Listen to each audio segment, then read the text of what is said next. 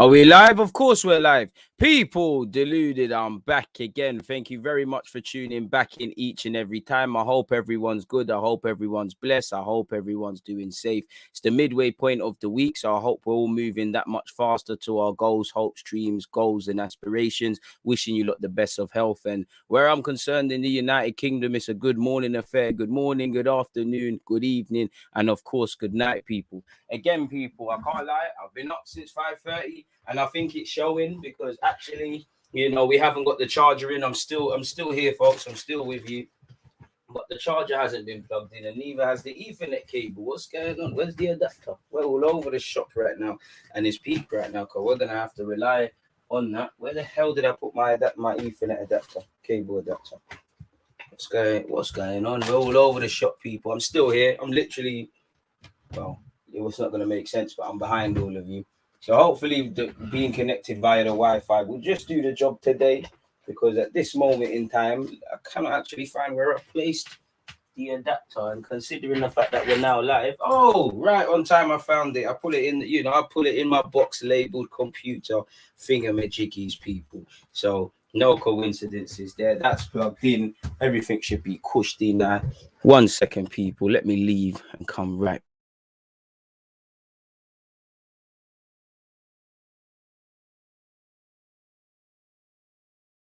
All right, everything should be cushed in now. Boom. Big up everyone that's locked in. Bro, listen, everyone just hit the like button. I don't know, man. I don't know. I'm not speaking on that anymore, you know. Clearly, someone's got some evilness in their heart. They're trying their best to stop the channel. They're trying their best to harm the algorithm, but they can't win. They can't win because, first and foremost, you can't defeat someone that refuses to lose. You can't beat me. I'm going to be here every day until this thing pulls off. And the DG Nation is always going to grow. But I'm not going to give them any airtime. Listen, if you've hit the dislike button, do your thing. Please, if you do like the vid, hit the like button, people. We always defeat them in the end anyways, and we always have more likes than dislikes. So let's just air that, not give them any more clout. But yeah, people, obviously, throughout the course of this, get your opinions, questions, talking points, all these things in. Obviously, check out the pinned message as well, because it's a busy day for content, if I'm completely honest with you. 3 p.m. I'm gonna be on Twitch, 3 to about 4. We only got time for an hour. I'm gonna play Football Manager quickly. 5:20 is Champions League business, AC Milan Porto. Obviously we're here at 11:30 right now, and one love to you lot that are locked in. But we'll come back to YouTube at 7:45. It's Liverpool versus Atletico Madrid. You know what they say about movies, in it, the sequel's never quite as good as the first one, but hopefully it's a game jam-packed with a lot of stuff. Like I said, man, content galore. Even if you can't be there, hit the like button and them things there. Before we carry on and speak potentially about Conte, about Emery, about Saliba, about Aouar, about this or that and the third, I want to see what you lot are saying, because you lot make this channel what it is. And if it wasn't for you lot growing it, improving it and whatnot, we wouldn't be here. And it's a pleasure to be here. That's why I can't take in them dislike bots, because you lot, you know, we've built this to a stage where I'm able to really attack this, and you lot gave me another reason to just think life was worth living. So how can I let dislike stop the tick? So yeah, let me take in what you lot are saying. Shout out to the members, moderators, and subscribers. Morning, DG. It's a bit of a concern, but Arsenal must focus on itself and find ways to keep improving. That I'm gonna get onto that in a second, but wholeheartedly, ding, ding, ding. Comment of the live stream so far. Spurs dissing Arsenal early doors, DG. I don't know if that's true, because Antonio Conte probably is deleted now, but I saw it myself. If you go on his Instagram page and you look through all of the, when you repost things, there's that someone's been smart and an Arsenal fan's been smart and they've uploaded Conte's picture, but it's the Arsenal chant, and Conte or whoever controls his social media has taken the bait and put it on their thing. I don't know how it's a diss, shout out to Spurs because they've got a top appointment and we'll get onto that, but I don't know how it correlates relates to Arsenal beyond the fact of some Arsenal man wanted him, some men and women wanted Conte. Obviously, he was a free agent, and our North London rivals have managed to sweep him. Apart from that, it doesn't mean much, really and truly, if I'm completely honest with you. So I wouldn't say it's a diss. I would say it's a statement from Spurs. They've got Conte, but it was a statement when they got Jose Mourinho, you know. Daniel Levy needed to act and act fast. Conte, Nuno, apologies, respectfully, he was a clown in that shirt. You know, you have to try really hard for a team that's a club that's ingrained in failure, that has a fetish for failure, like our North London rivals, to fail there with Nuno, you know, really and truly. When I'm seeing Spurs are backed by Jamie O'Hara and all these twats, like, back to what? Obviously, I've got to get the banter in, people. It's too, everything's going positive for them Spurs, man. But it's a statement, you know.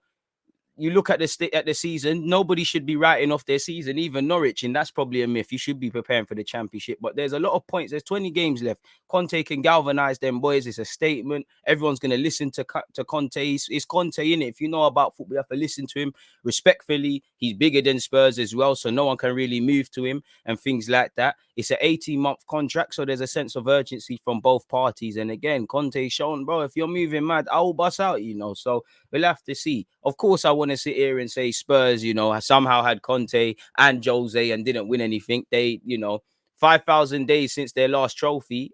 Yesterday they appointed Conte. I don't know if that's going to be a positive omen for them, but Spurs have sent out a statement, you know, getting Conte. I'm not going to lie.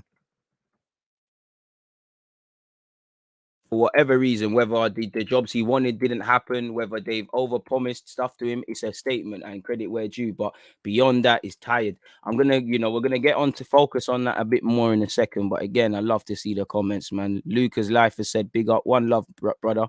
Nia said, "Shout out to you, DG. Personally, I ain't worried about Conte being across the road. Them lot are waste, man, and they ain't finna finish above us. I'll down this hill. I hope so, but last couple of seasons they've been finishing ahead of us, man." What's popping? Algorithm crew, love and respect to my brothers and the sisters locked in. I'm sure the galley are locked in. The women are locked in as well.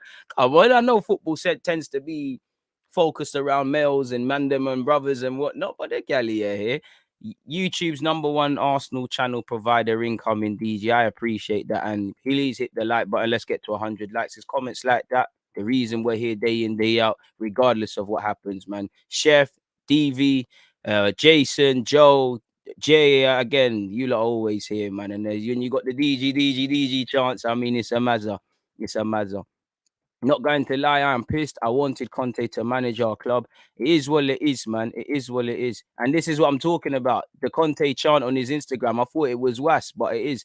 Spurs will win a trophy. I mean, hopefully it's nothing major in it. And I mean, it is what it is.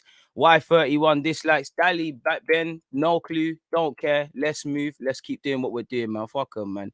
You know, it's it's bots, a couple channels having the same issues, weird from YouTube. Fuck them, man. Fuck them. Like, again, I'll try not to focus on this. And again, respectfully, we're moving away from our goal. Our task is to speak football, have a good time, opinions, all these things getting in, people hitting the like button. Anyone who's disliked legitly, fair play, do your thing if it's not your cup of tea. If you have something to say about it, then respectfully, and you know, let me take off my hat because I want you dislikers to look me in my face. I mean this. Suck your mom with the most disrespect. Anyways, man, we move, man.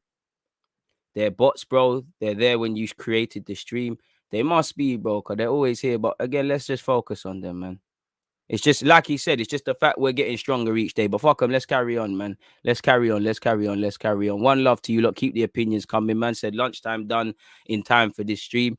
I would have thought you lot would have been saving the DG streams for lunchtime. What? You lot don't want to waste your hour looking at, man. Fair play. Fair play. You lot do your thing, man. But yeah, man, Conte, Emery, even the Emery thing, it don't look like it's happening for Newcastle at this moment in time. Somebody, he wanted the Arsenal job. Facts. I don't know what Conte wanted. If he wanted the Arsenal job, if he didn't, you know, I don't know if he's. I don't know what what's going on. Yo, DG, don't invite Joe or Josh. Forgot his name, but he tried to block me during you guys' debate. Who's that? Fair play, man. It is what it is, man. It is what it is. Man said 5,001 days and an Audi Cup later, and Spurs still have not won a major trophy. I mean, times will happen, man. And again, you know what? Let's get into this, Conte. Listening to you in the van, big up my 9-to-5ers and things. And again, like I said, bro, suck your mum with a dirty straw.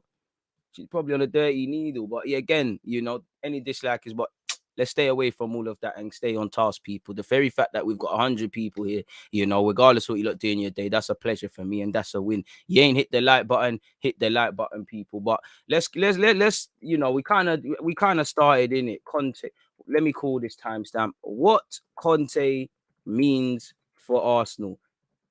But no, better yet, what Conte signing for Spurs means for Arsenal. Now, I don't think it's an Arsenal thing. I just think, of course, it's a stick to beat Arsenal with. And I'd say the one luxury with speaking about Conte at Spurs and whatever is the fact that Arsenal's form has been a bit positive. Could you imagine if our start of the season form happened right now? The sentiments that, you know, Spurs are getting Conte, we're persistent with Arteta, we're doing this and that. Some of these things might be right, some of these things might be wrong. As I said, isolated to Spurs, as much as you can praise them, they stand a good chance of winning the Conference League. Conte doesn't really do the best in Europe, though.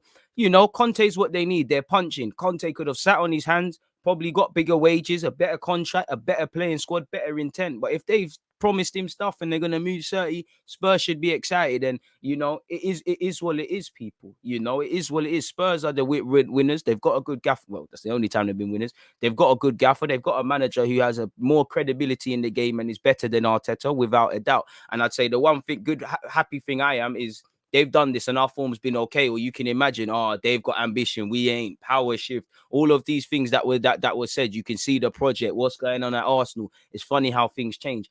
Let me start with the yeses. I've got a couple of reasons. I tried to do yeses and nos as to why potentially we should be worried about Conte. And it's not just Arsenal. It's that everyone that's fighting for the top six. Now, as I've said, I think football is going the way of NBA, or I don't really watch NBA. Shout out to the Chicago Bulls. But in a sense of, I think we're going to see a time where everyone can get relegated. Any team can win the Premier League. And I think that's where we're going. We scream about competitiveness. I find that Premier League fans and people connected to clubs, they cry about the competitiveness of the Premier League and say that it's amazing and stuff. But then when you get Newcastle getting a new owner, I'm not talking about all the off-field stuff. People want to kind of shut them down. People are kind of scared of Conte and what's going on. So I would say, let's start with the reasons for yes, why I might be potentially scared. He's a better manager than Arteta. When you look at the league title challenge, I know United have gone away from it, but you were saying United signing Ronaldo, it gives them a chance. But then you was looking at it, Chelsea, Thomas Tuchel, Pep Guardiola, Man City, Liverpool, Klopp. With respect to United, Ole Gunnar Solskjaer, he's not levels. When you look at Arteta and how Nuno was moving, Nuno managed to be more rubbed, you know. So when you've got a manager that's been around and does what Conte can do, I don't need to explain it to you. You lot are smart enough, so we know where we're going. I would say again, you know, I do think Conte is bigger than Spurs. He can, you know, Conte might have good individual pool and be able to get certain players that Spurs might be punching. That might convince Kane to stay. That might be a replacement for Kane to stay. One thing I'm scared about is obviously you look at Patrici. Yeah, he's not signed everybody exclusive to Italy, but he's looked at 1-2 talents in the Italian leagues, as you would expect, similar to, I can't lie, I thought Arteta might have leaned on La Liga a bit more, or Edu might have utilized Brazil a bit more. So I expect Italians to bring in Italian talent, or people like Romero that have been playing in Italy and you know that they're decent and all of these sort of things. Hit the like button, 130 locked in. So that's my biggest fear, is that, you know, Conte can convince people to sign potentially, so they can attract talents, whether that's to replace Kane or marry that with Kane on the team. Conte has a sense of urgency. He's shown he'll walk away if people piss about. One thing I like about Conte is he's shown that, listen, if you're not on the same page, I'll walk away. And it's an 18-month deal. That's good for all parties. If it don't work out, Spurs have a leg to stand on to remove a man. The same with Conte. Who knows? Conte might do well for Spurs, see a bigger job with an 18-month, with a year left or under a year left, and say, you know what, Spurs, I've done my thing. I'm going. I don't know if that screams long-termism. Maybe similar to what we kind of thought we was getting with Emery. Maybe Conte goes there, he steadies the ship a bit more, and then Spurs might take a risk with who they might sign as the next manager. He's there for 18 months, probably will sign a renewal, and it's good for the Premier League and the competitiveness. So I would say that makes it problems. Why I would say no is because, for me, expect competition. You know, if you want to be a top 4, top 6 Premier League side, winning side eventually, you need to expect other people that want to do this thing, really, really and truly. You know, City know what's up. Liverpool, to a degree, you expect, you know, you expect things to happen. So I'm not really scared. It doesn't matter if it's Spurs, if it's West Ham coming up now, Newcastle. If you want to be among the best in this league, you need to expect other people to be on the same ish, whether that's our noisy neighbours down the lane or where else. Of course, I would like none of these men to do any of that. But can we really be expected of a team that has similar ambitions than us? They ain't won a trophy, so it's not. I have to. Is signing a world-class manager really and truly? Is it like, come on now, people, let's get with it a bit. So I can't really, you expect that to happen. If you're at the top or you want to be near the top, other people have to do things. You have to expect competition rather than cry, relish it. Personally, I think we have bigger problems than what Tottenham are or aren't doing. Again, we're in a good run of form, unbeaten and all these things, but I don't know what we're going to say in May. I'm not sure how far along in the rebuild we're at and things like that. I just think Arsenal have a bag of bigger problems than what Conte is doing over there at Spurs and what he's doing. I genuinely think that, people. So I think there's too many bigger problems than just looking at them. I also think if we do what we need to do, then we don't need to worry. Again, if this club really knows what project they want to do, how they want to improve it from year 1 to 2 and 3, with obviously the signings they've made this summer, then we should get to where we're getting to. So we shouldn't worry about what Spurs or anyone else is doing. Of course, we'll look over and whatnot. But if we're doing what we need to do, we'll end up where we need to be. It's as simple as that, Once you get past the excitement of Conte as well, for me, they're not out the woods yet. I think Conte is going to do a madness for them. I think he's going to be great. But it's like Ronaldo to Man United. Once you get past the euphoria, you need a lot more to move an organization or a football club than just one man, no matter how good they might be on the pitch or as a manager. When you get past the euphoria, of course, Spurs can do something great if everybody sings from the same hymn sheet. But and I think every player will listen. But right now, if he walks through the door, first thing first is to install a bit of confidence. Now, you will see a managerial bounce and all these things for a variety of reasons, but install confidence. Their confidence is on the floor. The system don't work. Some of these players have bad habits. Certain men are not good enough, and he's gonna have to. And he's joined mid-season, so he's gonna have to get it sooner rather than later. He'll grab his 3-5-2. It will work and whatnot. But again, how much, and he will make players overperform, but to a degree, he's working with some duds. Spurs are not out of the woods yet, or by that logic, they would have done a thing under Jose. So they've got their own system and their own rebuilding to happen as well and stuff. There's still question marks. Once again, we need to focus on ourselves, because we ain't, when you have addressed everything in your club, then for me, you can afford to be looking at what Spurs, Chelsea, United, all these guys are doing. We've got a bag of problems, people. If this club, specifically Kroenke, Edu, Arteta, and everyone around them, if they believe in the project they're doing and how these young players are going to reach maturity, then you shouldn't need to worry. If in my opinion, one man cannot solve all the problems. That goes for us, that goes for them.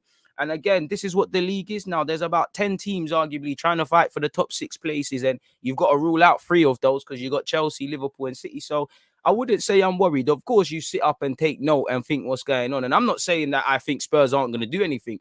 I'm past the point of looking what other people are doing, because I need to know what my team is doing for 10 games, etc., etc. So that's where I'm at with that, really and truly, and that's all I have to say on the matter. I had no plans to speak about this, but I did see a couple of comments on my YouTube yesterday that was the thing. Exactly. And when lesser teams see big teams failing, it'll just make them more ambitious. And this is the league, innit? Man said Conte ain't lasting more than a year and a half. Never does. I hope so.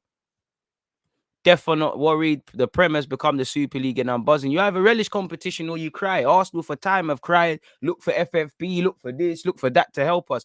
If your project is really certain and you believe in Arteta and all these things and how these players are going to reach maturity, and if we go back and we look at Edu's comments in the summer where he said, yeah, we've had a big turnaround. In the future, we might sign 2 or whatever players. If you're looking for players that are more right now, then you shouldn't be worried if your project's there. Again, there's obviously a gulf in class between the 2 teams I'm about to say, but Chelsea aren't looking at Conte and thinking, yo, Spurs are doing something, because they know, Roman Abramovich knows, whether it's bringing in players or demanding the best from Tuchel, they need to be in and amongst European places, getting to the latter stages, winning the Champions League, doing the same with the league. But under Jurgen Klopp, at least for right now, the same said for Liverpool. And again, it doesn't need to be said for City. So again, if you believe in your project, then it's a bit irrelevant. I'm not saying they won't finish above us. They won't do anything like that. But it's not like we should be like, oh my God, Debo is coming. Let's go, hide your chain and all of that. It's not a that thing. Like, it's not a that thing. We've got a bag of things to worry about. Bag of things. I don't want Spurs to win the league. Do they look like they're winning the league? Of course not. They might finish above us. I don't want that to be. I want, to finish above them like we always did. I listen, there was a time I didn't know Spurs finishing ahead of us, really. But we've got a bag of problems. That's happened before. What's the worst that could happen? There's another rival for a top 4 place. Everyone wants Europe. Everyone wants Europa League. Everyone wants champs. Arsene Wenger was a pioneer. He was killed for it. But it is what it is. It's the pinnacle. Are we surprised that everyone else wants to do that? Come on now, man.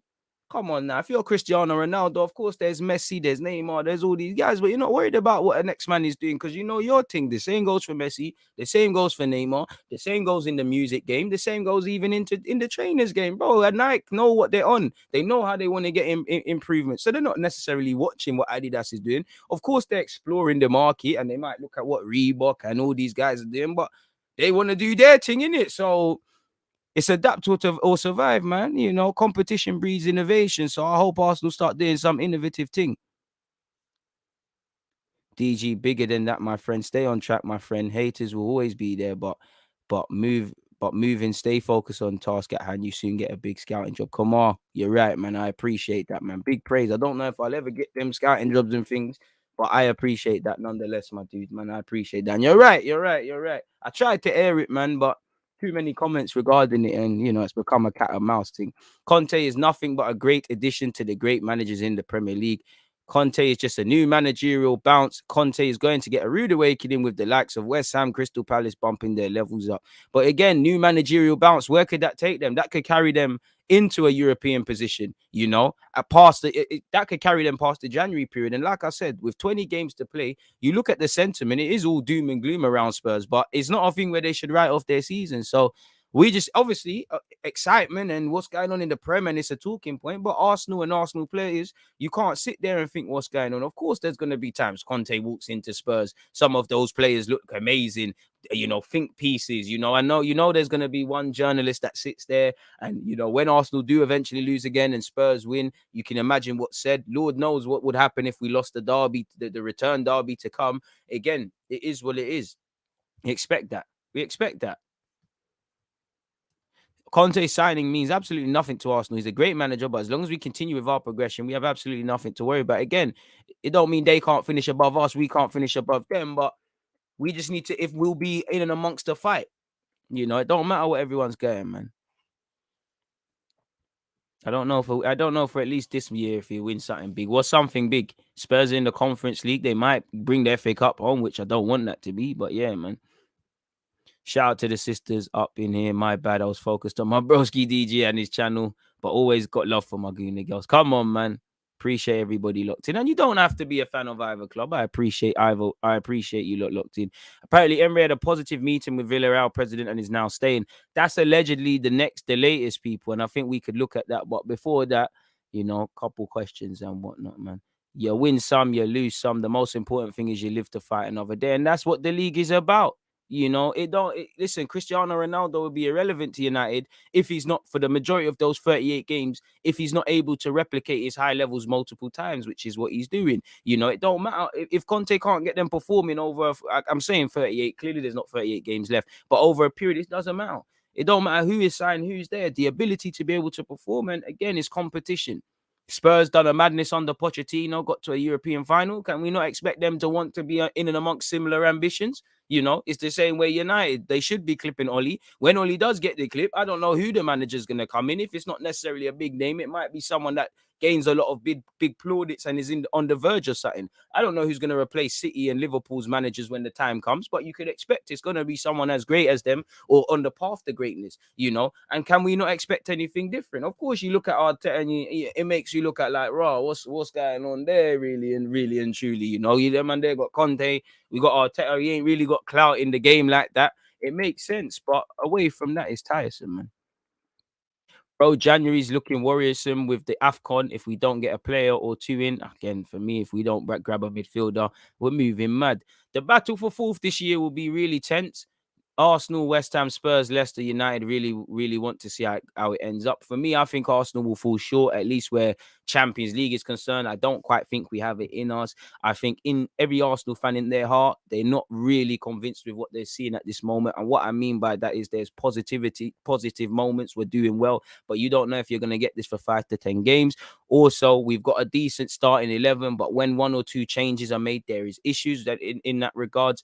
There's injuries. A lot of these players are naive, and I don't think we've been playing that well across 90 minutes. And ultimately, Arsenal we haven't done it, but we have this habit of, regardless of other people dropping points, we failed to do it. And I do think the squad is a lot of it is naive. So I don't think we're I want us to be in this like what we're doing now, still remain in the talking points, fight all the way. But I think Arsenal will come up short for Champions League. So, European football, and I say European football, I really want the Champions League. I don't really want to advocate for Europa, but understanding where Arsenal are at this moment in time, I would say you won't earn plaudits, but, Arteta has to get Arsenal back into Europe. If you cannot get Arsenal back into Europe, I think you need to get the clip, really. I understand if he's playing an amazing way of football, we keep seeing building blocks and we fall short. We might sit there and say, all right, cool, maybe 1, 2 other signings and this and that and and whatnot, and it is what it is. But I listen, that's genuinely, I think Europa League should be the minimum for Arteta.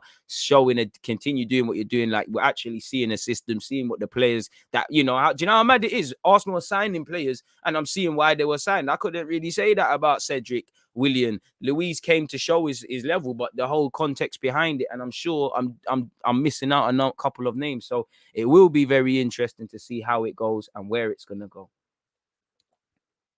Oh, boy. And this is what the Premier's like, man. DG, you looking forward to that Amazon documentary? Not necessarily, but it is what it is, man. West Ham, Leicester, Tottenham, United, Everton, and Arsenal and Brighton up there at the moment. And we had Leeds last season and Brentford this season who punch hard. Is the Arsenal project to play the same system in the youth team as the main team? I wouldn't say that, but I mean, naturally, you would want your club at all levels, whether that's 18s, 23s, first team, to play the same way, to reflect the same way and things like that. Loving the Friday reference. Not everyone got that, man. Craig weren't scared of D-ball. Arsenal going to be all right. We have to assume we're Craig. Or it might be the Donny who said, my mom, what was it? My grandmama bought me that chain or something like that. It's mad. Got to everyone who got that one, man. Watching Spurs make the Champions League final made me sick, bro. I don't want to experience nothing like that ever again. Spurs never had a manager like Conte, though, and don't tell Mourinho because no one wanted him when they got him. But they had Mourinho. I mean, I hear it, but they did have Mourinho. I don't think that's really fair, man.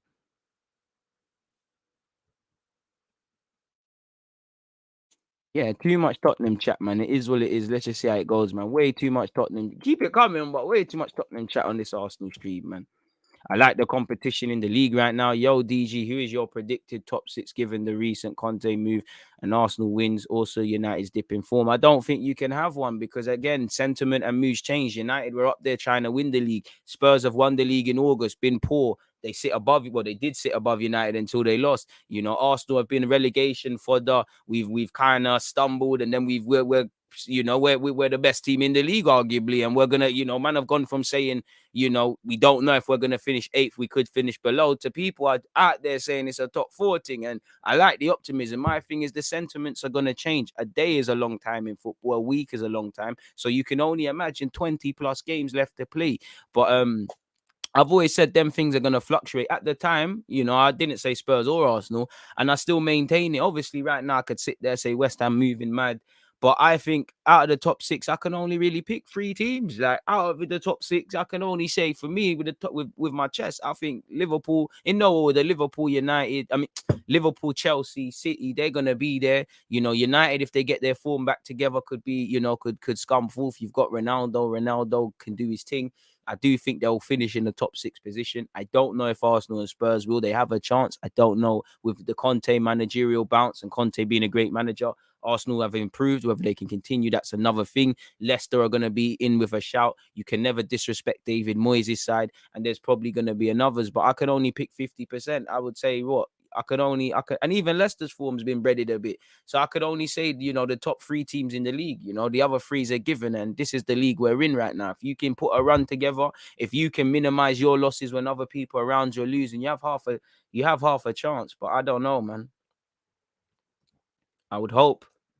I don't know I can't tell you honestly in my heart if I believe Arsenal are going to finish in the top six. I want them to. I believe they can, but equally I can see below because again, I personally think at this point in the season we've only seen the good, bad, and the ugly. But by all means, the players. I know there was COVID and there was all of these things going on, but they deserved a lot of criticisms for the way we ended last season and played last season, regardless of the victories. The way we started this season, same way they deserve the plaudits right now. But for me, that's just me saying I don't think I've learned anything about these players, with the exception of the players that weren't here. I like it what they've installed, but I haven't learned anything. These lot need to, this sort of sentiment that Arsenal have, you need to show me you can keep it going until January. I'm not saying you're not going to lose or win every game. I just need to be able to get to a point where, in the harshest of way, I'm not praising you for.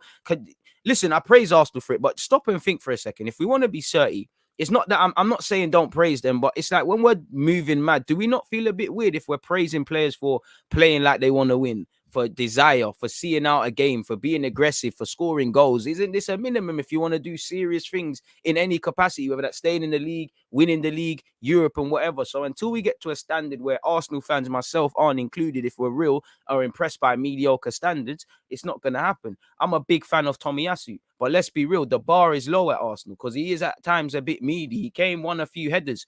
And I'm not criticizing the fans because we've been starved, but you get it. The expectations are on the floor. Where if you look at it without emotions, we ain't learned nothing about Arsenal. We know on our day we can put in some good performances, as we've done. We beat United. We beat Spurs and Leicester last season. Show me you can do it for 5 to 10 games plus. Show me you can get to the January period and we're still saying these similar things and we're still having the sentiment, because it's funny how things change. Like I said, a week's a long time in football. Relegation, even though we didn't lose the Brighton and Palace games, the Wolves were coming back out for Arteta. Now it's praise again, So we're going to have to see. I'm very, very wary of drawing conclusions on formations, on personnels, on the manager, on where this team can go. It's down for them to forgive themselves for what they did at the start of the year, give themselves a pat on the back for where they currently are, but know that they haven't achieved nothing. You ain't done nothing. The league don't finish in November. You haven't achieved the damn thing, Do not get too big for your boots. It would be my advice, but who am I to give advice? I've never kicked a ball in the Premier League, but that's how I feel as a fan. And we're all entitled to an opinion. Hit the like button if you haven't, people.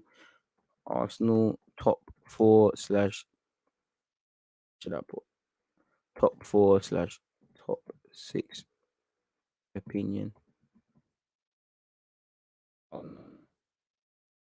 Arsenal league position. Thoughts? End of season. You see, one thing I'm terrible of is titling stuff. I should actually be looking on YouTube. I do title videos, and that might kick the algorithm gods.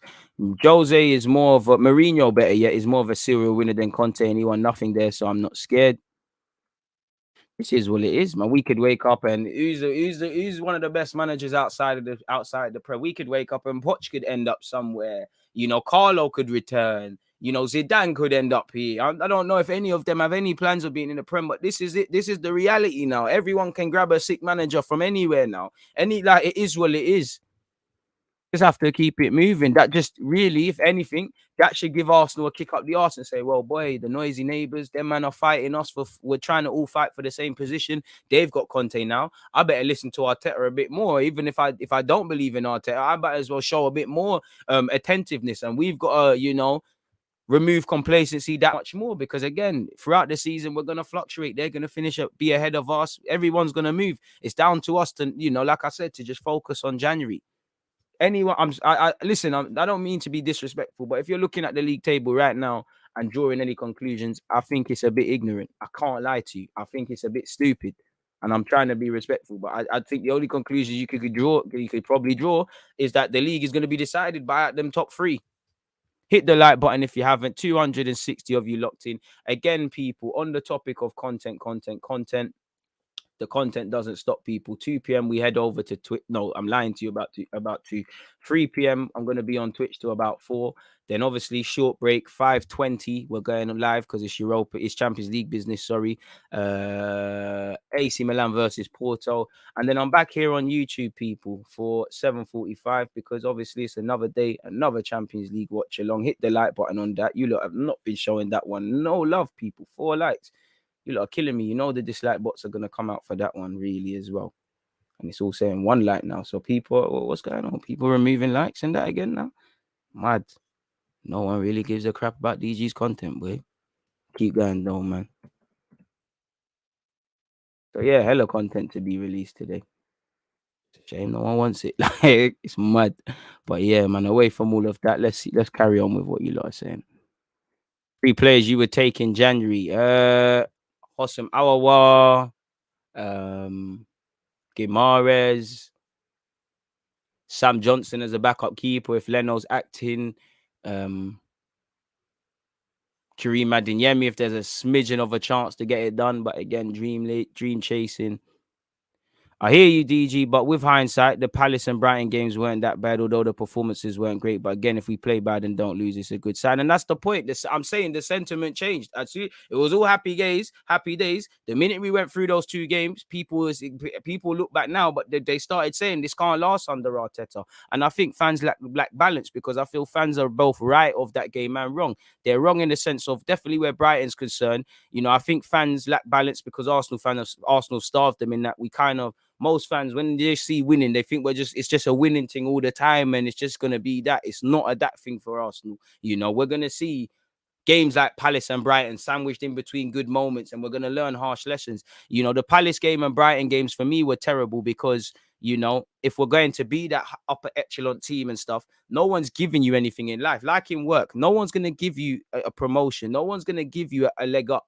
You have to take it. So when you go a goal up against Crystal Palace, see it through, and it looked like we looked a bit complacent, you know, and we can see the cheap goals, things that have plagued us all season. Brighton were in form where, you know, to get a point in hindsight is not the worst of things. But I think it was a mixture of Arteta going there and we got tactically outdone, and the players were just never in it. Like you said, it is when you can't win, don't lose. And that is a good sign. And there is more of a resilience. But would you say there's been a long enough case study to truly in your heart say that's an element we've got, not losing when we've played poorly? I'm not too sure. And at the same time, this is it. You know, again, if you're looking for Europe, as harsh as it is, you should be beating both of them teams. And we are going to drop more points this season. If you're looking to get Europe without being nasty, you need to look at where you're dropping points. You know, looking at us, you probably got to write off, again, hope something can happen. You write off 6 points against Man City, probably write off a next 6 points against Liverpool and against Liverpool home and away. I'm not saying that we shouldn't try. I'm not saying I don't want to win, but realistically, so that's 12 points chalked off.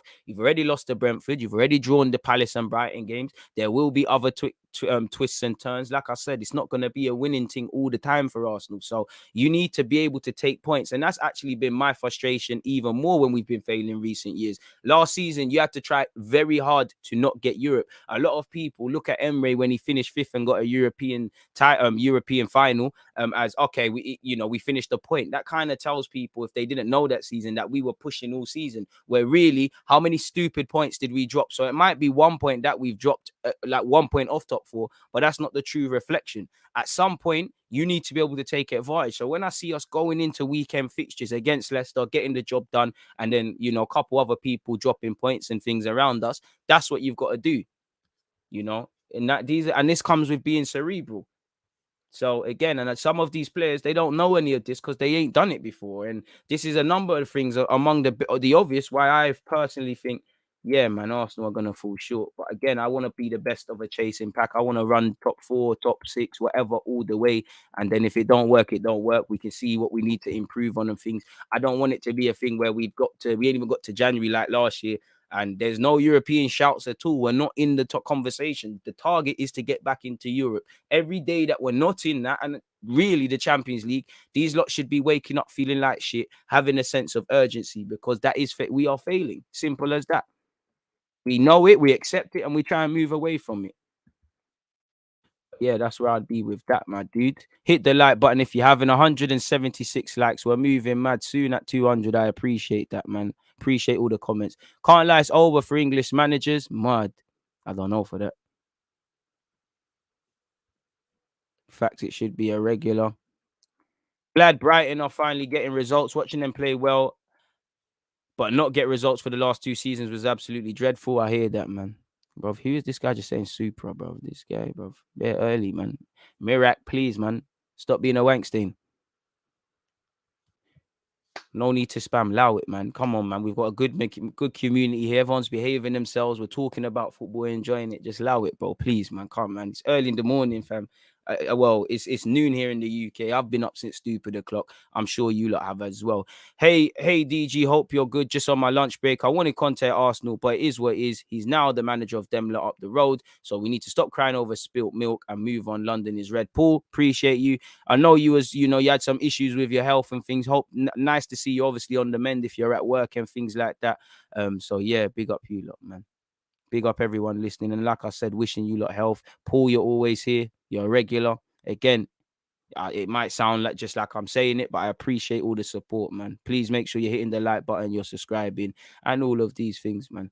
Do you think Conte will get backed? Because if he has, because he has to, because he has took the Spurs job and he could make the finals. He could make the Spurs team the team that got the Champions League final. Conte could do a lot, man. And I would say you got to back him because they need to rebuild that team anyways. If Kane leaves, what's going on? Don't quite look like the defense it looked like when they were unbeaten at home or something like that at White Hart Lane. So, I mean, if you're going big and you're getting Conte, you need to back him, man. Like we've seen with Inter and many things. If you're pissing about with Conte, he'll keep it moving. Question, DG, who do you think will become the best player? Who do you think would have become the best player without injuries? Wilshere, Diaby, Rosicky, and Ramsey. Wolf. To be fair, I think Ramsey's probably reached his level without the injury, if I'm honest with you. To me anyways, I don't think Ramsey was ever going to be that sort of guy. I think Rosicky had a decent career as well, was robbed of injuries, could have been better, I suppose. It's between Jack Wilshere and Diaby. My bias is Jack Wilshere, super Jack. But Diaby was crazy with it. So I'd say it's between them, innit? There is a tie because Diaby was mad. I don't know why he was called the next Vieira. The only similarities he had is that, he was a 6 foot plus black guy in midfield and he could do the, what Vieira doesn't get credit for, the little 1-2s and moving forward. But it was nothing like Vieira. He wasn't on defending at all, Diaby, apart from when he kicked up Joey Barton, and that's one of his best performances for me. So between Jack Wilshere and Diaby, man, Wilshere, it was a super player, would have been an amazing footballer. I don't even think he would have been at Arsenal for long, if I'm honest with you. I think he would probably be at City right now or something.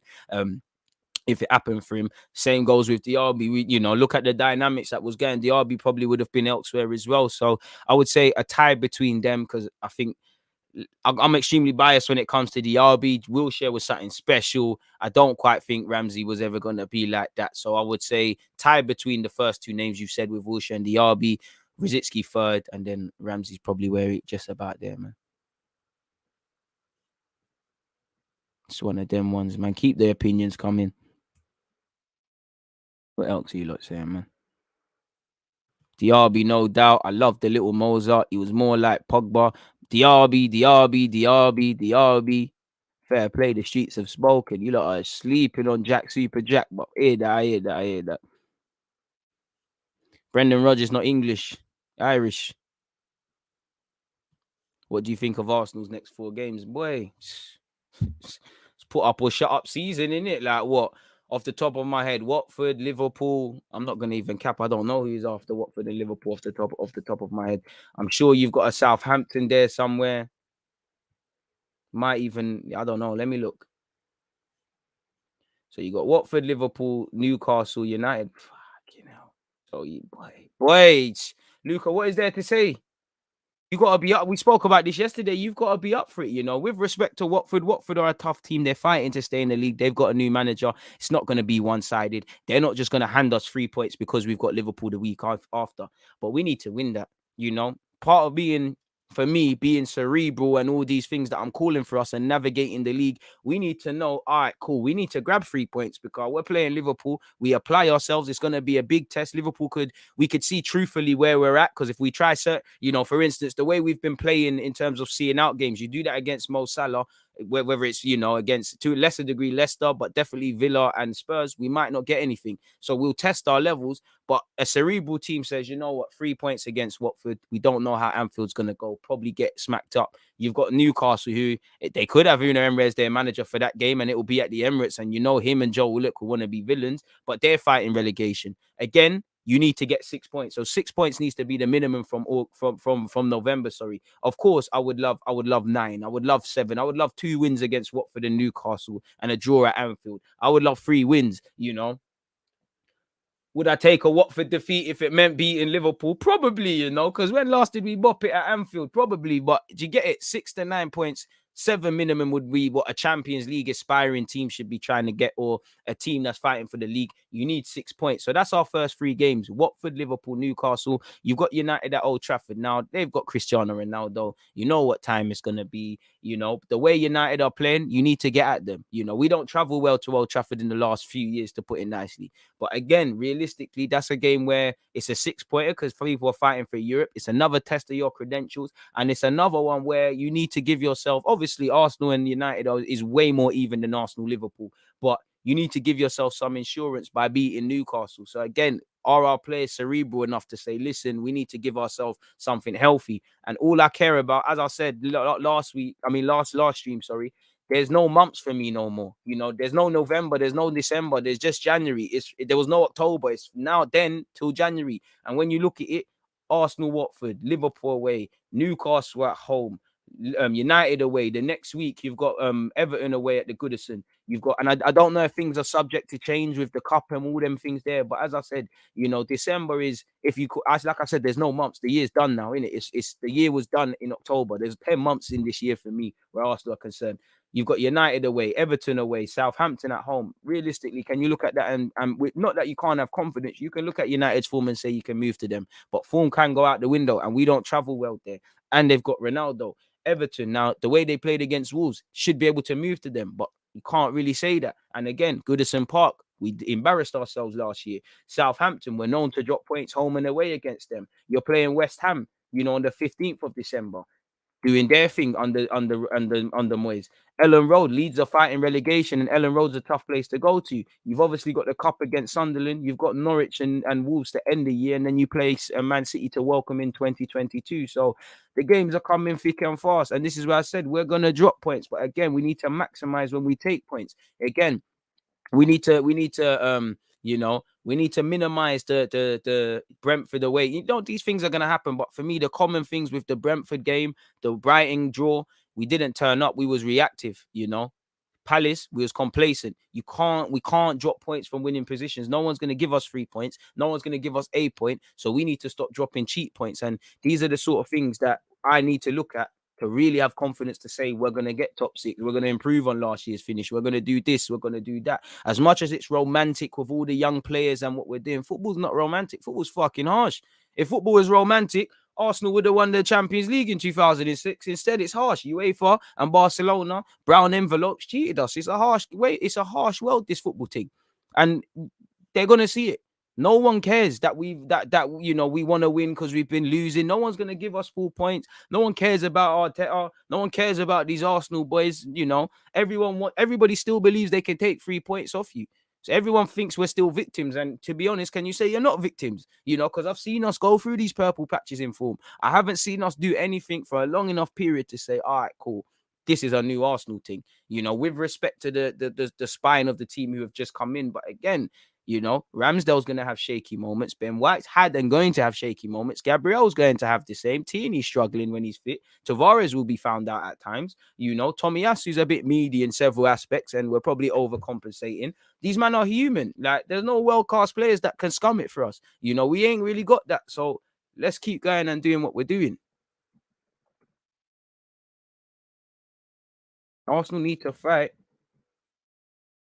like never before for me, man.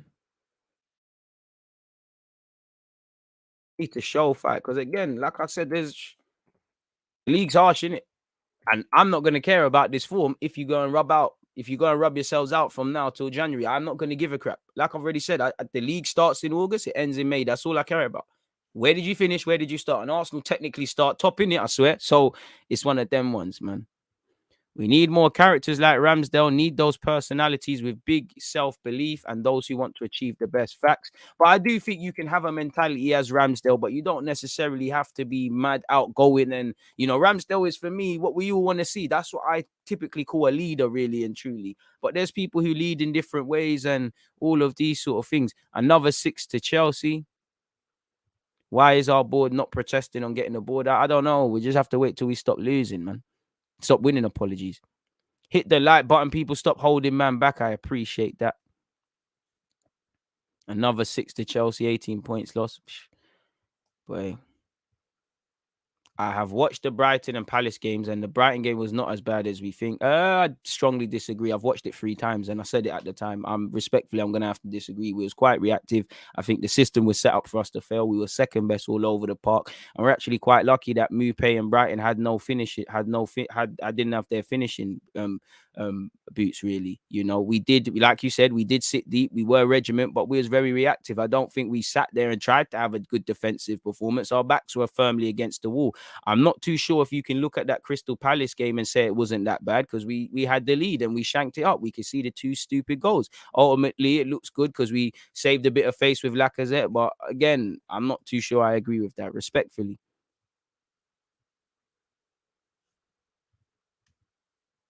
And again, without talking about the creation of chances against Brian, there was next to nothing against Brian, man. E.g., would you rather face Ronaldo United without Ronaldo or Man United with a new manager without Ronaldo, really? Because new managerial bounce to go with Ronaldo is brazy. Ronaldo's inevitable, but as Atalanta have shown, as other people have shown, you know, you can either have Ronaldo waffling about scoring a winner like Spurs, or you can have people talking about how clutch Ronaldo is and whatnot in a very reactive draw against Atalanta with respect to Ronaldo. That's the team he plays for. So it's all about the sentiment. Ronaldo, I think people are quite deep with Ronaldo because they move like that he can't play in Ronaldo can't play in certain systems and he doesn't press. Bro, he probably covered the most ground. I'm probably gassing it, but he was up there for covering the most ground where United are concerned historically since he's come back. And obviously there, man, really and truly.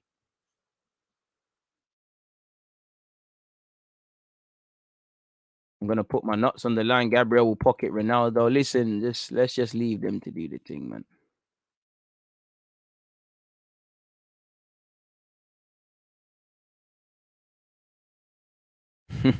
Nah, Rogers is Irish, man. He's Irish still. I've actually met Rogers when I used to work in Harvey Nicks. Diaby had a touch of Vieira and scored wonder goals. Like Diaby is more Yaya Toure. Yaya Toure at Man City than he's ever been Patrick Vieira.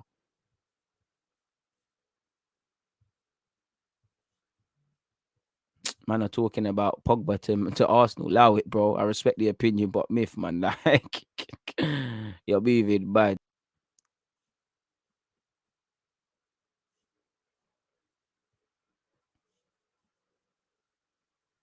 Absolute mad. But I appreciate the opinion.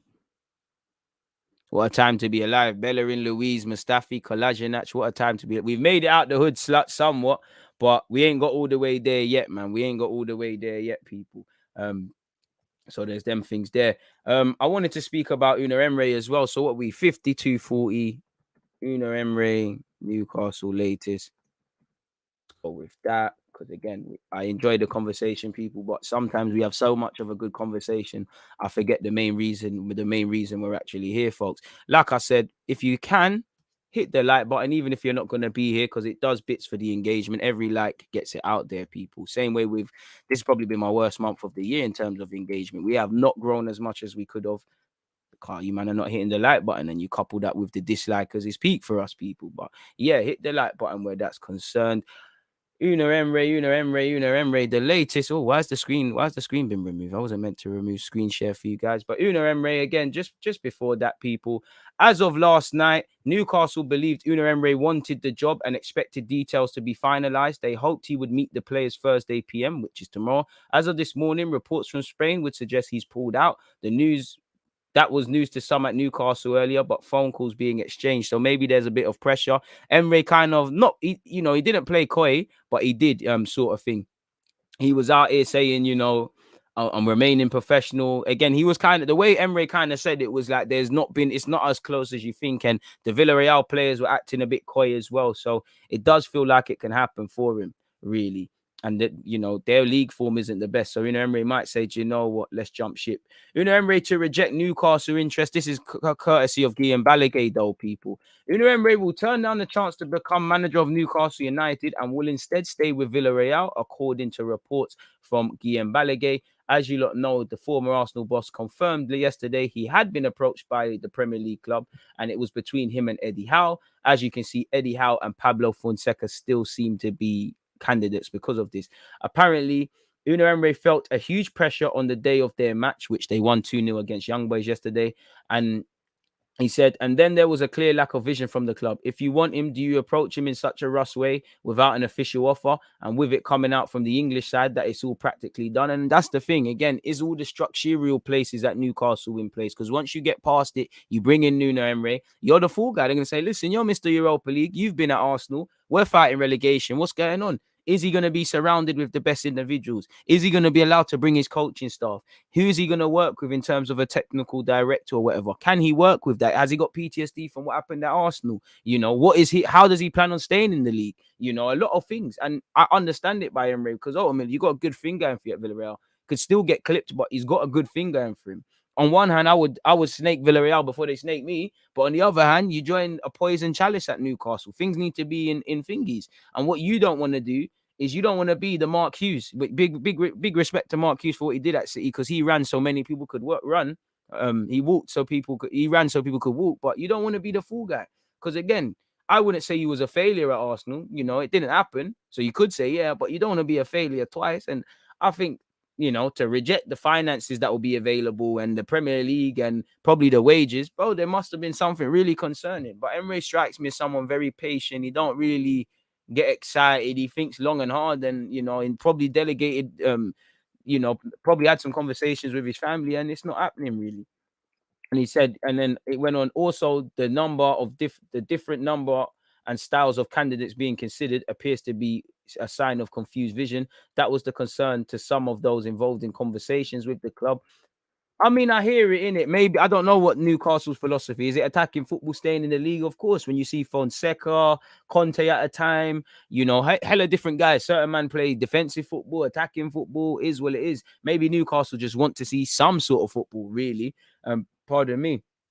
I said, I don't see this happening now this season. Maybe next year when the club structure is clearer and the vision is more defined, going all the way down. As you lot know, people, you know, Newcastle have previously tried to bring in Conte, looked at Xavi, looked at Jurgi Low, but they've all turned down the opportunity. And that's the goal with Eddie Howe still being in the frame. And obviously, Brendan Rodgers and Graham Potter's names are thrown in here and there. So that one there appears a myth, people. Yeah, right now it seems like Conte has joined Spurs, but Unai Emery will not be joining Newcastle United. So suddenly that fixture against Newcastle in December, I feel a bit more confident.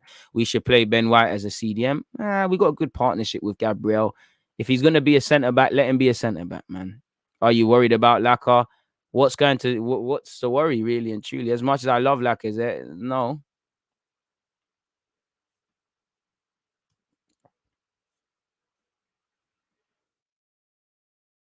At least we don't have Almunia in goal, bro. Almunia should have stopped playing for Arsenal after the 06 Champions League final. How you letting Belletti's go? I don't know, man. Should have, you know, Arsenal have a fetish for dud keepers, man. I don't know what it is, but they love it, man. Lateness is greatness. Big up DG. Big up everyone locked in, people. I appreciate you guys. But yeah, man, obviously that's Unai Emery. What else is there? You know, Aouar / SALIBA. Now, again, people, there isn't too much where Aouar is. It's mainly just me. Surely we have to move for man in January. Now, I know I saw some people on Twitter and reports saying that Arsenal are looking at going for Aouar in January. I can't see anything that is confirmed or has any confirmed reports. So I don't know. But what I would say is if you're watching the French league or Lyon, Aouar's back again. You know, last season was a bit underwhelming, just like with Camavinga last year for Rennes, because he clearly wanted to keep it moving. You know, Aouar's back. You know, in the Europa League, I think he's got 3 appearances in 2 games, and I think Lyon have Prague, so we might do a watch along for that. But I mean, bring the guy in. He's contracted until 2023. Lyon have shown no signs of budging, but they look like they're broke and they need money and whatnot. So this could be someone. We need a midfielder. If I'm Aouar, I'm not leaving in January because my form's good. There's a World Cup to think about if I can get in and whatnot. But we need to move heaven and earth to kind of bring him or someone else in. Aouar's started very well in France, where the French league is concerned and where the Europa League is concerned, people. You know, his chance creation is amazing, as someone could say there. For me, it's the what's the word, man? You know, when you just, you know, like Ronaldo and you know, like how Ronaldo and Bruno Fernandes, and I'm not saying he does it to their stature, but you know how they kind of define the game and decide the game sort of thing. I wouldn't say Aouar's to that level, but he looks to try to do all of that. Like I look at the Saint Etienne game, you know, things like that. He does well, and I think I don't think it can be done in January, but we did allegedly was close to Bruno Guimaraes. If there's a chance of Aouar in Jan, that's something we need to do for what it's worth, people. And apparently there's been some reports with Saliba online, you know, with people where Saliba's concerned. Apparently he wants to return to Arsenal and make a meal of things. He's learning English. Apparently he will be given a chance. Apparently Edu fucks with him a lot, and he's saying he needs to be able to do a thing. So it is what it is, man. It is what it is. So where is it? And apparently, you know, ironically, and this is why I thought the rumors would start again. If Emery went to Newcastle to go with Joe Willett being there, I thought Saliba would be linked, because apparently Saliba, we first heard that he wanted to, you know, Arsenal wanted him to go on loan in France, then he didn't. We heard that Arsenal wanted him to go on loan in the Prem, and he didn't. Now these reports are saying he wanted to go to Newcastle. He was going to Newcastle, which would have been good for me to have him under the microscope. But, you know, Longoria and Sao Paulo convinced him to play and assured him he'd play a lot, considering they're in Europe and Marseille are a big club, and right now they're trying to fight for the league. Although he would favour a return to Arsenal, William Saliba would have immediately adapted to Marseille and the city of Marseille, and João Sao Paulo would be no stranger to that. Quickly becoming essential in the eyes of Sao Paulo, William Saliba is one of the players most used by the OM coach since the start of the season. What to allow decision makers to Marseille to dream of a new loan or permanent transfer, that's a myth. According to the Daily Telegraph, the priority of the French international hopeful would be to prove his worth to Arsenal on his return during the next off-season. And I mean, I would love you to get into the World Cup side or get a French cap, because I mean, Guendouzi done it. I know there's a lot of people ahead of him. Apparently, Saliba, however, would be satisfied with his experience in Marseille after more than 2 months spent in Marseille. The native of Bondy would appreciate the atmosphere of the city as well as around the club, and would have immediately integrated. I mean, all right, cool. So again, a bit of an overkill there. Really, what's this? Big up LT Arsenal as well. He had something as well. I was looking at his Twitter, where again, the article was in the Telegraph. Where is it? Again, from Saliba's perspective, the plan is clear. Come back to Arsenal and prove himself at last. This is his expectation and his desire as it stands. He's soon beginning a new course of English lessons to help improve his language skills. And that will help him probably get first team props more, because I do think that's one thing that maybe Arteta went against Saliba with. Gabriel, is that the English barrier. So the better you have communication, the better it is. And to be fair, I want him to come and complicate Ben White and Saliba, and Ben White and Gabriel's partnership, because again, Saliba and Gabriel, that was what we were saying. They've obviously you know, they can speak French and things like that. And he had, you know, again, loan report out tomorrow, people. He's had a fight, you know, he's having a good season. He's had games where he could have done better, but the majority of games he's doing well. And yeah, like my man said here, he's in the team of, I don't really care about being in the team of the week, but it's no coincidence. You know, he's doing what he can. He's not going to come back the finished article and be an amazing player, but he's going to come back just that bit more polished, just that bit more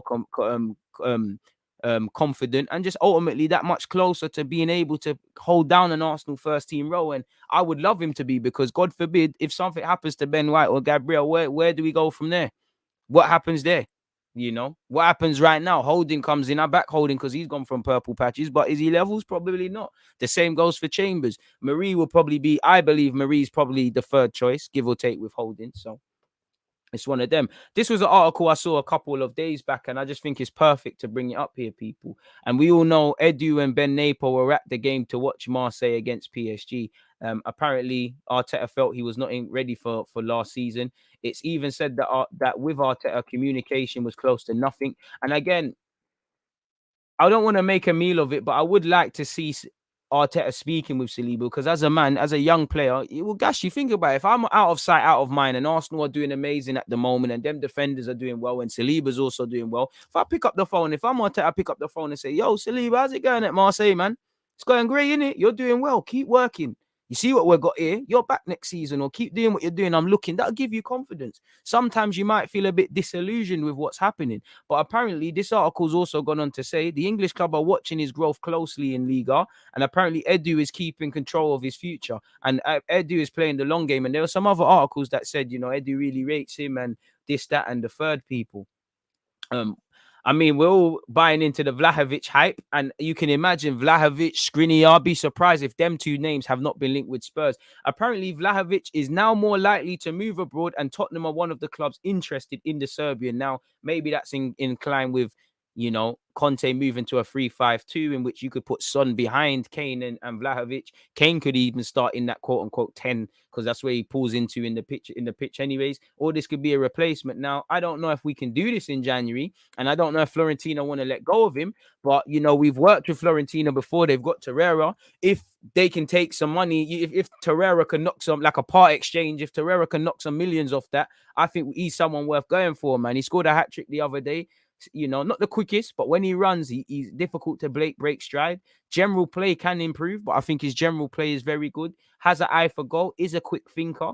He makes his decision. Lacazette's not the most prolific, but I think I like Lacazette because he thinks quickly in the box. Like, he'll see a shot and do it. I think Vlahovic has that, and he's got the showmanness, and the way he carries himself at 21 is scary. And when you look at his background, he's from Serbia. Them man, they're more serious. They can, there's an air of seriousness about how they behave and how they carry on. And obviously, due to geopolitical things, historically, adaptation has been a necessity of people that typically come from Eastern regions and whatnot. As you see with Granit Xhaka in Switzerland, and his Albanian heritage and whatnot, among other things. So I think he's got it all in it. But if they're interested, we should be. Apparently, Juventus want him as well. Apparently, this article's reported that it will now be difficult for Vlahovic to leave Fiorentina in January. Both the player and his agents prefer to leave him only in the summer, as it would benefit all parties involved. Juventus are an unlikely option as things stand, and that's because of the finances involved. Apparently, it's also less likely to sell another player to Juventus.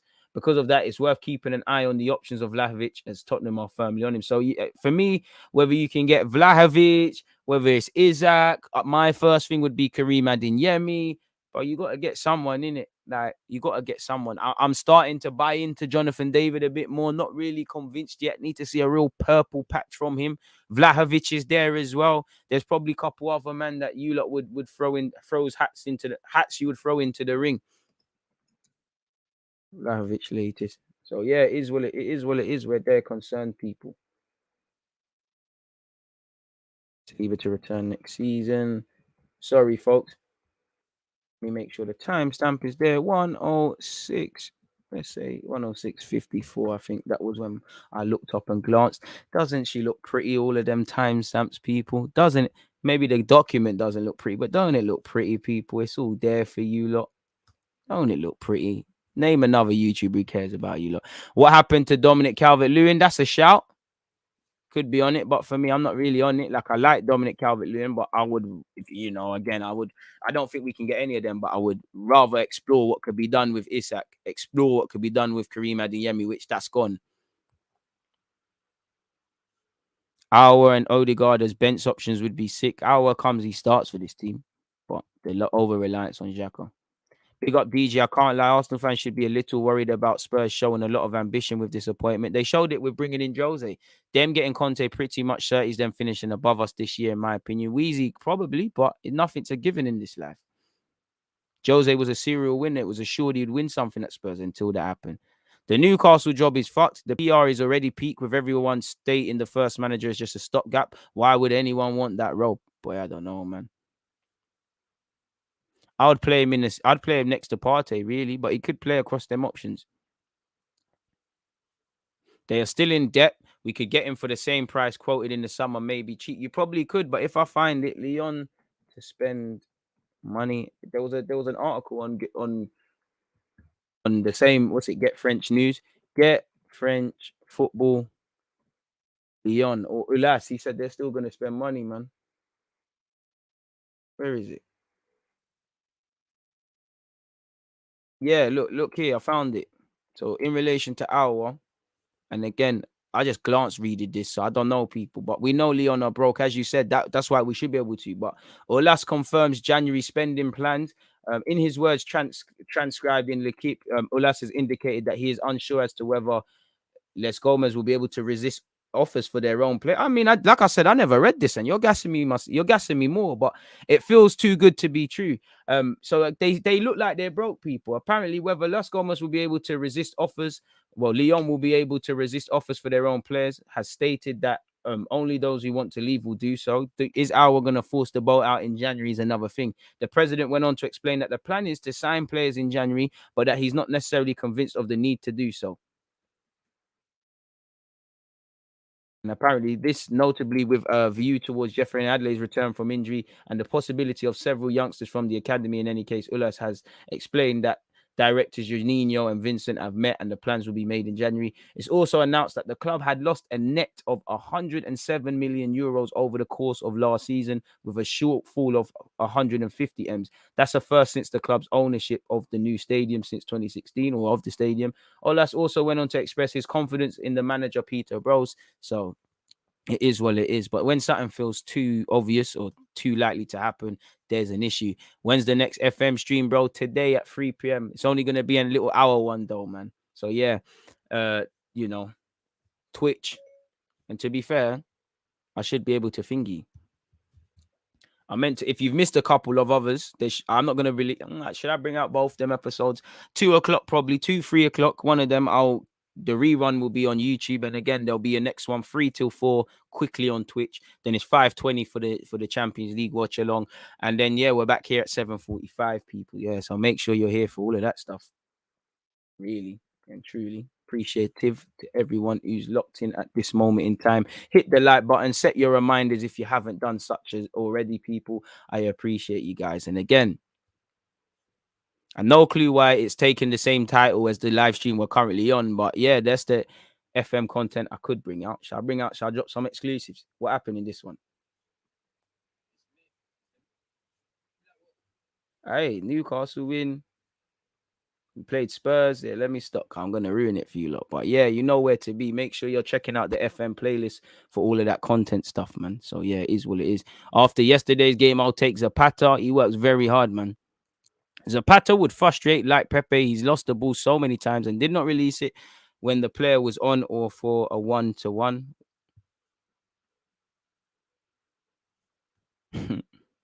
But Isaac's a baller, but people gas it. He scored some important goals, but people gas it. Bro, people are hypocrites because they'll scream Farmers League. France is a Farmers League. And, the best player ever is struggling there right now. And, the other best player ever is excelling in the Premier League. What does that mean? And obviously, you can still say a league hasn't got quality, but it's got quality players. But is it really a Farmers League? It's day in, day out, week in, week out, season in, season out. Whether you support Arsenal, United, or whatever, when you're talking about players to sign, I'm pretty sure at least one of the names you're throwing out there, or two, it's 9 times out of 10 people that are playing in France and whatnot. So take off that what you will, man. A cup and top 6 or out honestly has no excuses. I would say top 6. I wouldn't say a cup as well. I would like a proper run in the FA Cup and whatnot and try and get to the final. And obviously where the Cat Yarabel Cup is concerned, you've got a good opportunity. You can't sleep on Sunderland, but you've been dealt a good hand in that regards, people. It's one of them ones, really, if I'm completely honest with you. Yeah. I believe SALIBA hasn't played a match in 2 years, man.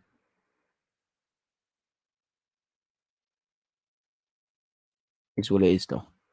Big up everyone locked in. Is there any other Arsenal news? Let me type in Arsenal online and see what happens, man. It's a shame we don't play twice, if we.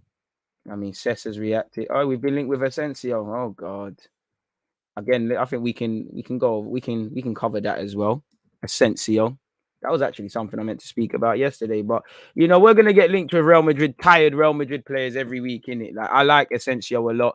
Clearly, it hasn't worked out for him at this moment in Real Madrid. I don't know if Carlo Ancelotti wants to get rid, but we're gonna get linked with a lot of Real Madrid players, and here, there, everywhere. After obviously signing Odegaard and us having that sort of thing. Let me scroll all the way down to where it's talking about ASENSIO, people, and share the screen with you guys. Again, I don't know if this is true things, but Gunners face battle for ASENSIO. Liverpool. Listen, they keep recycling this rumor. Us and Liverpool. Liverpool and Arsenal are battling it out to sign Real Madrid midfielder Marcus ASENSIO, according to reports in Spain. As you know, the 25-year-old has done well to recover from 2 serious knee injuries. Apparently, the Spanish international is no longer a regular fixture of the first team setup under Carlo Ancelotti and could seek an exit in January after just making 3 starts. Obviously, with that being said, you got a World Cup. Apparently, this article has claimed that Arsenal and Liverpool are both keen on the Spaniard, but face competition from Borussia Dortmund. Apparently, VLAHOVIC favours Juventus move over Arsenal and Spurs, as you can see there. A Brazilian starlet, Yuri Alberto, who we've been linked with prior, reveals he has a dream for England, people, and he dreams of playing in Europe. Well, better yet, really. So he said every player dreams of one day playing in Europe in a big league. I'm very happy at Inter. I love this club, the way the fans have welcomed me. Everyone has been wonderful, but I do dream of going to Europe, people. And what's all of this? We could never be linked with Declan Rice. You lot got to be smoking moon rocks. We were linked with Danny Ceballos return yesterday. Bro, Piers Morgan talking about who we should sign. Definitely locking that off, people. So with that, I think that's the transfer business done. Pardon me. Crazy. For extra content, make sure you're following me on Twitch. Appreciative to those of you who have done that already. Bro, I'm French and I watch Liga. I would not trade it for any league in Europe apart from the Premier League. No more Real Madrid rejects, please. I don't know, man, about that. Big up DG. I just want SALIBA to come back and force the issue. I just think there's a disconnect between Arteta and SALIBA. Listen, I don't think Levy's going to flop. I just don't think it's a given that there's going to be success. I think it's 98% likely that I'm shook of him, but there's a lot to do at Spurs. And, it's not, like I said, it's not a Debo thing. Bro, Danny Ceballos, you know what? Out of desperation, I'll take him back. But again, desperation. I said it there, desperation. If you're doing things out of desperation, it's brazy. 246 likes, people. Keep running that up. I appreciate everyone who has hit that like button thus far. There actually isn't anything from an Arsenal perspective to continue about, really. If I haven't mentioned it, SALIBA is learning English.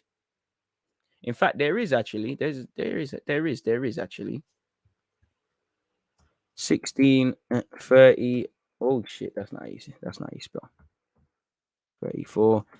AZEEZ, return from Pompey, loan. Again, not more twists and turns, bumps and bruises where that one there is concerned, people. I think when you loan out young players, right, you need to get game time. You need to play. So if you're not playing, you should always want to bring a man back and things. But I also think when you look at AZEEZ in League One with Portsmouth, when you look at Billy Gilmore, I do think, especially when you're academy players, you do become a bit privileged. You do not that these lot, not that I'm not saying Miguel Aziz or Billy Gilmore think that anybody owes them anything, but I just think you become a bit privileged. And I do think anytime there's a bit of adversity, people just want to lift you up out that situation and loan you elsewhere. Which again, we loaned him out to play games. If he's not playing, we should look to do that. But at the same time, when you're going through adversity, when a manager is not playing you, when you might not fit the system, there's a lot that you need to learn and take on, because a footballing career is never going to just be that.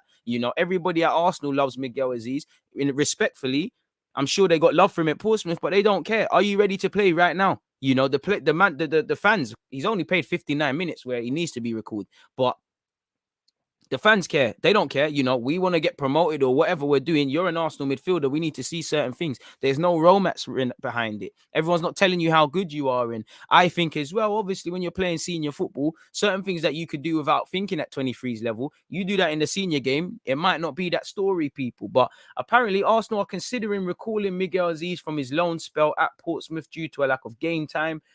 As you know, he's an impressive player and whatnot, people. And he's worked on his physicality and his marking, and it ain't really worked. He probably stood a better chance of maybe just sitting around Arsenal's first team and seeing what could happen there. And obviously at the time he needed to go on loan. There's no Europa League. He wouldn't have got opportunities and things like that, especially with how the team's going. So we hope it works out. Apparently the Pompey boss has responded though, Danny Crowley has dismissed suggestions Arsenal are unhappy over Portsmouth handling of Miguel Azeez.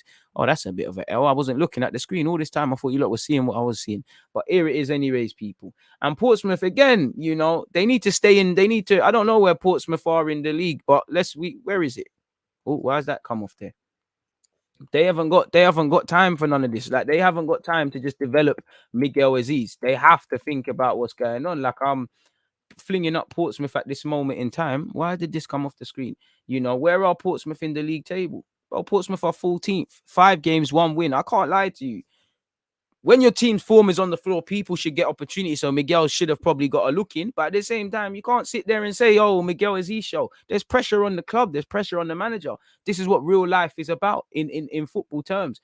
He's only played 1 game, so it's dead, people. And obviously last night, again, loan report, he got to play against Cheltenham Town. I don't know how many minutes he played. He features for 17 minutes, people. So not really that much, people. Got more game time away with England and stuff like that. Apparently, Crowley has hit back and he's adamant the Premier League giants are fully on side with Miguel. And again, he might play a lot more in the second half of the season. But he said, I thought Miguel was bright against Cheltenham last night. He has worked really hard on his game behind the scenes. It's so different to the football he knows. Exactly, because Miguel Azeez is very much an Arsenal midfielder. Like, he's very much an Arsenal midfielder. Like, the DNA, that's an Arsenal midfielder, which is great. But when you move him away, it's not really that. It's not really a that thing. So he has to learn these things. He has to be able to deal with the physical demands of League One, playing consistently, the intensity, the combativeness, all of these things he said. You know, he's been trying to build up physically, build his intensity and combativeness. He earned it last night. Rico was tired, and it was an opportunity for him to come in and impact the team. There's been no issues with Arsenal. We speak to them regularly. We have very good dialogue with them and a very good relationship. They know we are working really, really hard with Miguel, and I think they believe this has been a brilliant loan for him to this point. One where he's probably learned a lot more than at 23's level, but brilliant's probably extending it. They trust me and know we are desperate for Miguel to be a success here. That's why we brought him in. We are also respectful that he's only a young boy, 19, and has never played this level of football before. He's just learning and working out how he can use his skill set and be effective at this level, people. As you know, he's been given permission by his parent club to feature for Portsmouth in the FA Cup against Harrow Borough on Saturday, and we hope he plays. Obviously, with that being said, that probably would rule him out for if he did return. And again, Miguel Azeez will get there. Physically, he needs to work on a lot. Technique, for me, looking at Miguel Azeez, I think people gas it a bit too much. Like, physically, he's got to work on a lot. He needs to do things quicker. Things that can be done in 5, things that can be done in 2 touches. Can you do them in 2 or 1? Don't take 4. He is a bit blinkered. To play in the middle of the park, you need to be switched on. He's improved defensively, but he's slacked there. These are things I expect. And obviously, the physical demands of playing under 23s to play in first team football week in, week out, which he hasn't been doing, you need to adapt. And obviously, the training's probably different. So there's a lot. I think he'll come good, man. But it is what it is. That's Miguel Azeez. I still think he has a future at Arsenal. But again, you know, you need to go through these tough moments. It makes the sweet moments that much better, in my opinion.